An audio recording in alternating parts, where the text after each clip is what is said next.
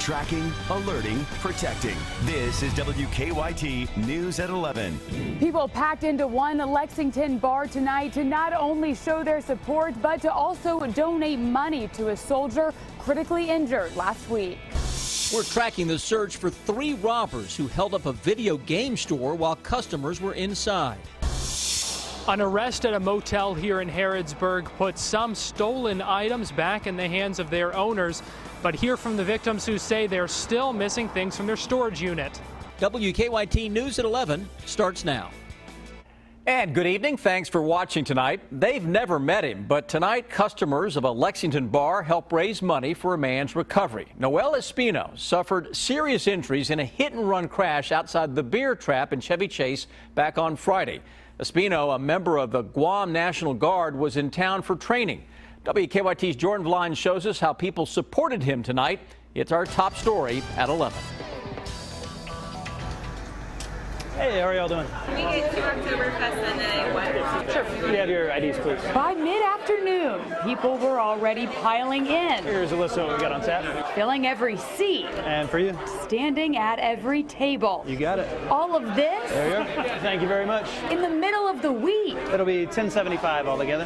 This is a really great, Friday night, Saturday night kind of crowd. And for this to happen on a Wednesday at this hour, it shows a lot about what the community, what the neighborhood's all about. All of this to raise money for Guam National Guard soldier Noel Espino. Just having a freak accident happen to someone who doesn't deserve it, it's really kind of scary. Espino is still at UK recovering from critical injuries suffered after being hit by an SUV while standing outside the bar.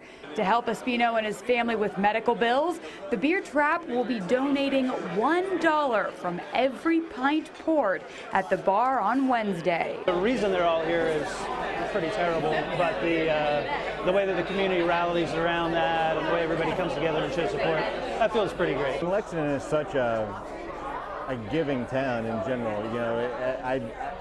I totally expected a big crowd. A small way to give back, the bar owners say, to a man who deserves every dollar poured.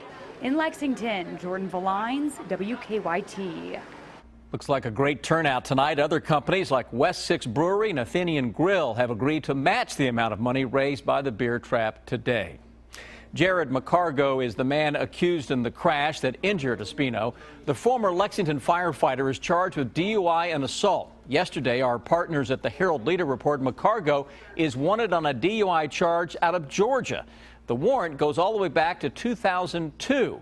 We talked to the Lexington Fire Department to find out why a background check didn't find it. They say the information didn't show up during their search.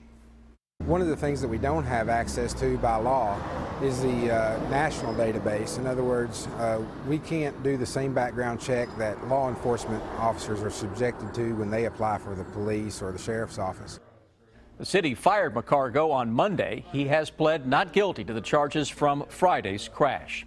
We're tracking the search for robbers who held up a video game store. Lexington police say 3 masked men came into the game store on West New Circle Road with a gun, told everyone to get on the ground. We're told they took money from the register, a customer's wallet, and a cell phone. Police found the cell phone but did not recover the wallet or the money. A couple in Harrodsburg recently opened up their storage unit only to find the stuff they stashed there missing. And they weren't the only ones. The Harrodsburg Herald reports police have arrested a suspect in connection with the burglaries. WKYT's Garrett Weimer talked to some of the victims in this Crime Tracker report. It's more full now than it was.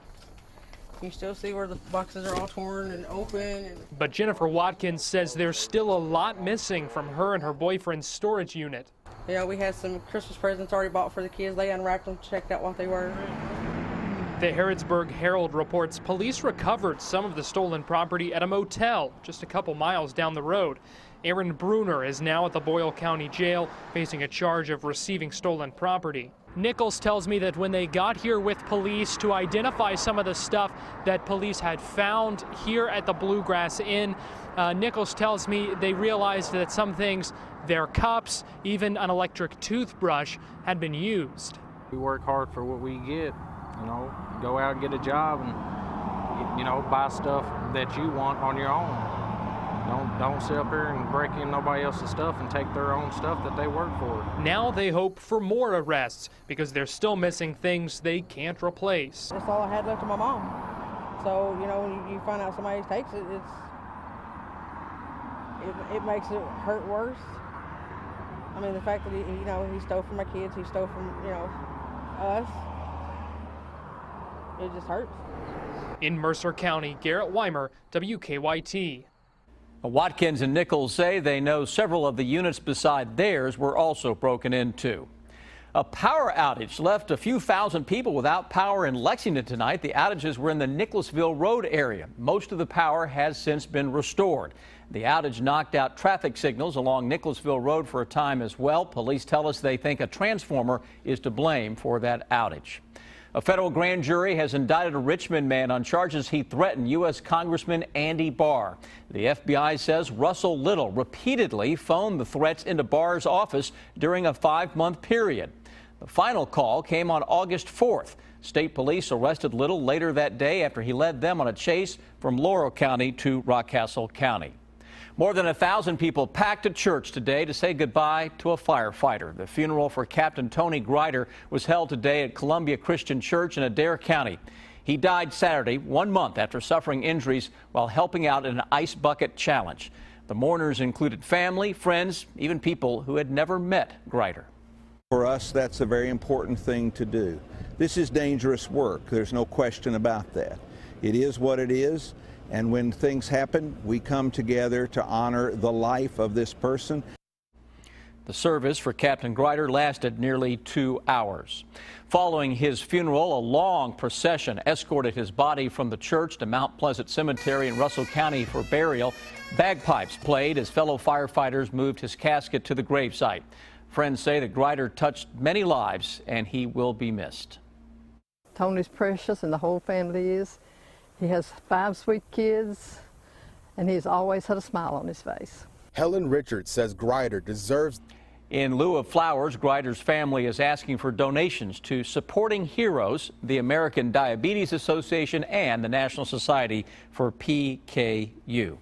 A health alert tonight. The number of confirmed enterovirus cases in Kentucky is growing. The Courier-Journal reporting that we're now up to 8. The state recently sent 20 samples to the Centers for Disease Control for testing, most from the Louisville area. 3 came back positive for the virus. The state had just 5 confirmed cases earlier this month. The virus primarily affects children and has been found in 30 states. E-cigarettes could be added to Lexington's smoking ban. Vice Mayor Linda Gorton sending an email to the Urban County Council asking them to discuss expanding the ban. Gorton says she hopes the council's general committee will discuss the ordinance October 1st, but they have not set a firm date yet. The Herald Leader reports Berea, Bardstown, Danville, Glasgow, Manchester, and Richmond already ban e-cigarettes. On October 6th, Versailles will have a second reading on a smoking ban that also includes e-cigarettes. We've had a stretch of great fall weather. The sun and pleasant temperatures are not ready to leave us just yet.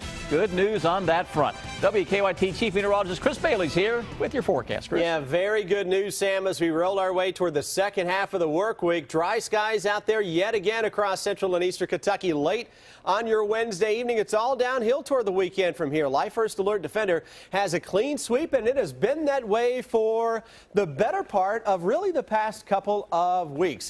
Fog was a problem in some areas this morning. When you're up and at 'em tomorrow morning, it may be a problem, at least on a local scale. Some of the visibilities may be reduced to under a couple of miles first thing in the morning with a partly cloudy sky that will settle in. The sun comes up. It'll burn away a lot of that fog fairly quickly as we go early in the day. Out the door in the morning, it is crisp, upper 40s and low 50s. Lunchtime temperature pushing 70.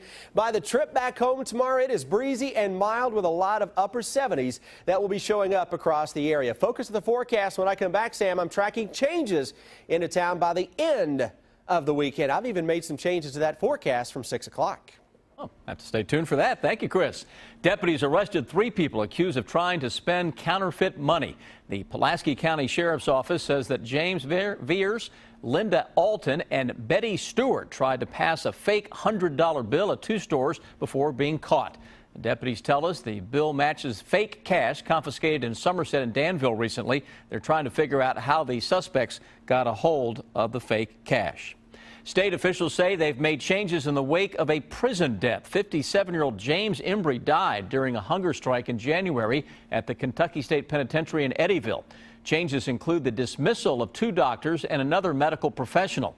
A new policy for inmates who are not eating has also been put in place.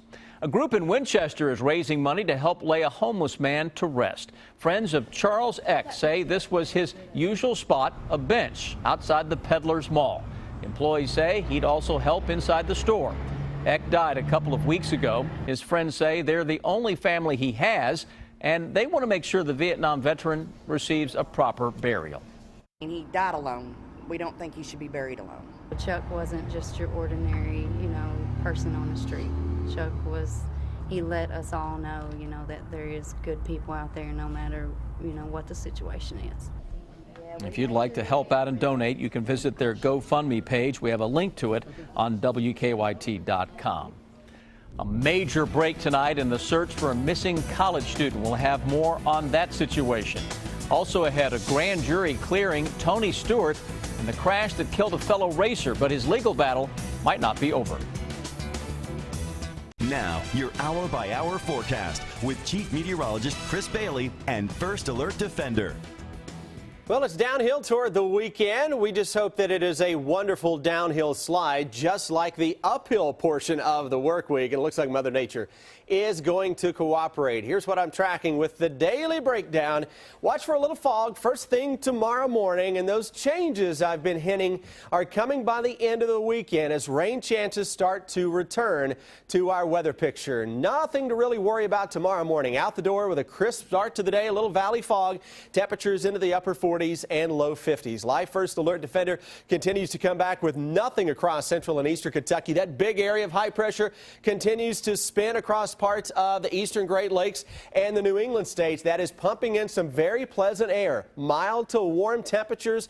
Dry weather rolls on, and especially those afternoons will get a little on the toasty side by late September standards in the coming days. We'll flirt with 80 in some cases tomorrow afternoon on your 24-hour planner. A little breeze will kick up. Some of those high, thin, wispy clouds that will be out there, those are ice crystals wandering by our skyline. Eventually, those ice crystal clouds will thicken up a little bit. Not so much on Saturday, 79, maybe a low 80 out there. Heading out to Commonwealth Stadium, may want to put on a little sunscreen. The change I've made is for Sunday. I had a little shower chance earlier in the day. Now I think there's a better shot to see some of those showers before the day is through on Sunday, with temperatures coming down a little bit into the mid-70s. We'll show you how the rain chances do begin to ramp up as we go through the day on Sunday. This is an updated computer model that through Monday morning and then through Monday afternoon and Tuesday shows some at least locally heavy downpours taking shape into central and eastern Kentucky. It's a system that is coming from the Gulf of Mexico, so it is likely to have a fair amount of juice with it. And we're still 4 or 5 days away, obviously, so we'll keep an eye on it as we go through the next few. But as of now, best chance of rain looks to be from Sunday afternoon into Sunday night and Monday. Short term, chilly again, upper 40s to low 50s. Heading into our Thursday, boy, it looks a lot like the past couple of days, doesn't it? Upper 70s to around 80, very mild. Some high, thin clouds. Overall, though, gorgeous skyline. Not only for Thursday, for your Friday, for your Saturday. Tickling 80 degrees on a lot of car thermometers. Into Sunday with that chance for showers developing from south to north. That's likely to keep going into Monday and a part of Tuesday as of now, as temperatures still stay on the pleasant side of the thermometer, Sam, even into next week, and it rains with a lot of low and mid 70s for those daytime highs. But the rain chance is likely to ramp back up second half of the weekend, so let's enjoy the good stuff for the next few. It's been a while. It has been a while. You're talking in a lot of cases, by the time we get our next rain, it may have been 2 weeks. Okay. Now, it's typical for this time of year, but it's a far cry from how we spent most of the year, which was very wet. Well, I love the next few days, though. Yeah, it looks good. All right, thanks, Chris. Healthcare workers head to Las Vegas for a protest over Ebola, the issue they're trying to bring attention to coming up. Tonight, police announced an arrest in the case of a missing college student. Police in Texas caught the man wanted in the disappearance of Hannah Graham. The University of Virginia sophomore has not been seen in nearly 2 weeks. Craig Boswell is tracking the latest in this case. The police chief of Charlottesville, Virginia, credited interagency teamwork for the arrest of 32-year-old Jesse Matthew. He was picked up in Galveston, Texas, in connection with the disappearance of 18-year-old University of Virginia sophomore Hannah Graham. This case is nowhere near over. We have a person in custody, but there's a long road ahead of us, and that long road includes finding Hannah Graham. Graham was last seen on surveillance video with Matthew in the hours before she disappeared on September 13th. Matthew is charged with a count of felony abduction with intent to defile. It's not clear why he fled to Texas. The chief says the focus remains on finding Hannah. We're asking every person within the sound of my voice to help us find Hannah Graham. The reward is now up to $100,000. Craig Boswell, CBS News. For the past 2 years, Matthew was a patient technician at the University of Virginia Medical Center. The university says he has been suspended without pay. The family of a sprint car racer hit and killed by NASCAR driver Tony Stewart says the case is not closed for them. Late this afternoon, a grand jury decided not to charge Stewart in Kevin Ward Jr.'s death. An autopsy found Ward had enough marijuana in his system to impair his judgment at the time of the accident. Ward's family says the focus should be on Stewart's actions, not Ward's, and they'll continue to pursue action against him. Police searching for a man wanted in a state trooper's murder say they spotted him today. Pennsylvania State Police say they saw Eric Freen from a distance, but he managed to get away. Police have been searching the woods near his parents' home in northeastern Pennsylvania. They say they also found items in the forest they believe Freen left behind. The trial for the suspect in the Boston Marathon bombings will not be moved out of Massachusetts. A judge denied that request from his lawyers today. The judge did agree to delay the trial. It will now begin January 5th instead of November 3rd.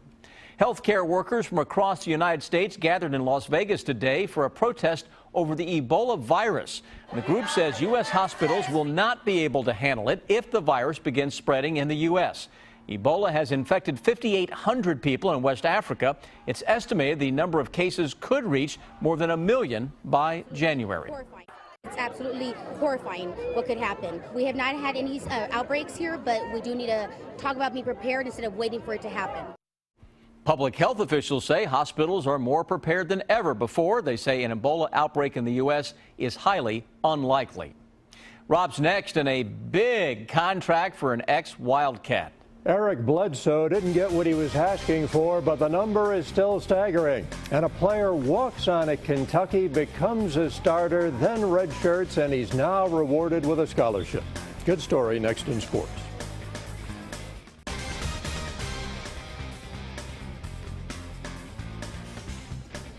The Wildcats coming off a bye week as they get ready for Vanderbilt, and word that they had another good practice this afternoon. After dropping a heartbreaker to Florida, the Cats could have taken it as a moral victory or gotten down on their luck. Instead, they say they've moved on to the next game. That would make me feel a lot better as a senior, because I've been in past years, that might not have been always the locker room afterwards, but I was definitely proud that we were ready to rebound and face whoever came next, and now we're here, so we're just ready to take on the challenge. A good story coming out of practice today. Cornerback J.D. Harmon has a scholarship. Out of Paducah-Tillman, Harmon walked on in 2012, earned a spot on the team, eventually started.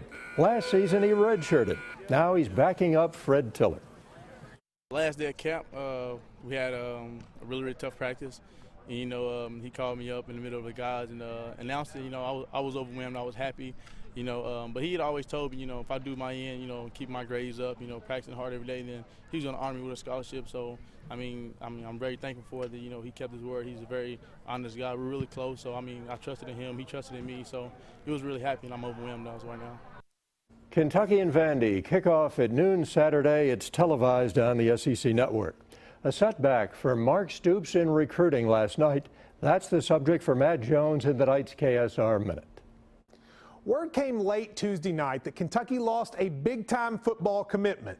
Darius Fullwood out of Virginia had committed to Kentucky and was one of the best players we've seen commit to Mark Stoops. He was a 4-star defensive end, and he had a chance to open up the D.C. recruiting area for the Cats. He had offers from everybody in the country. He committed to Kentucky, and it looked like UK had another stud. but now he's decided to decommit.